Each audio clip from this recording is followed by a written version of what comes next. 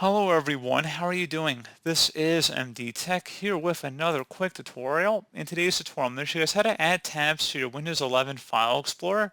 So this should hopefully be a pretty straightforward process here, guys. And without further ado, let's go ahead and jump straight into it. So you're going to start off by opening up the search icon down in your taskbar and type in Store. Best result should come back on Microsoft Store. Go ahead and open that up.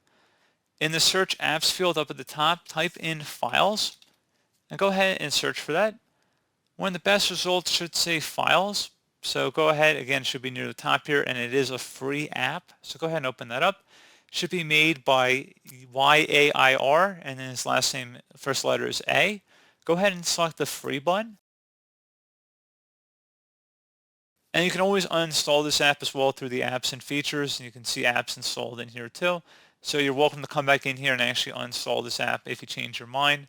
So anyway, you can see that it was installing at the present time, and it has been installed. So if you go ahead and actually launch this, you'll see that we have a new File Explorer. It doesn't actually replace our old one. We still have it here, but you see we have a slightly different icon, except this File Explorer actually has tabs. So pretty straightforward process, guys. Pretty cool little utility in my opinion. And as always, thank you for watching, and I do look forward to catching you all in the next tutorial. Goodbye.